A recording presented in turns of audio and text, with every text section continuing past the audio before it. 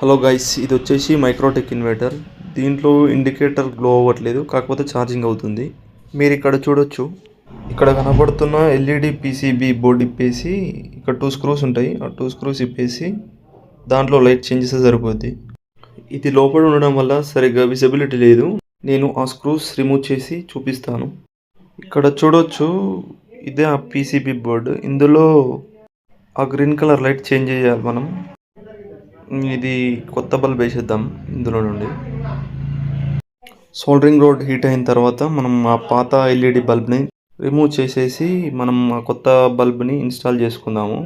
Install చేసే ముందు దాన్ని ఆ హోల్స్ని లెడ్ పంప్తో లేదా మామూలుగా సోల్డరింగ్ రాడ్తో క్లీన్ చేసుకోవాలి.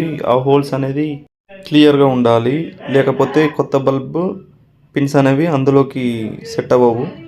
ఆ ఎల్ఈడిని ఇన్సర్ట్ చేసుకున్న తర్వాత ఆ 2 టెర్మినల్స్ని మనం సోల్డరింగ్ రాడ్తో సోల్డరింగ్ చేసుకొని ఆ 2 పిన్స్ టచ్ కాకుండా మధ్యలో క్లీన్ చేసుకొని బ్రష్తోని మళ్ళీ క్లీన్ చేసుకోవాలి.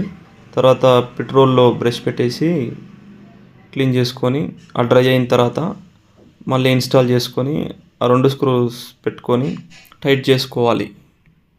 ఇప్పుడు డీసీ సప్లై ఆన్ చేద్దాము. ఇప్పుడు బ్యాకప్ వస్తుంది. మళ్ళీ ఒకసారి మెయిన్స్ ఆన్ చేసుకొని ఛార్జింగ్ అవుతుందో లేదో చెక్ చేసుకుందాము.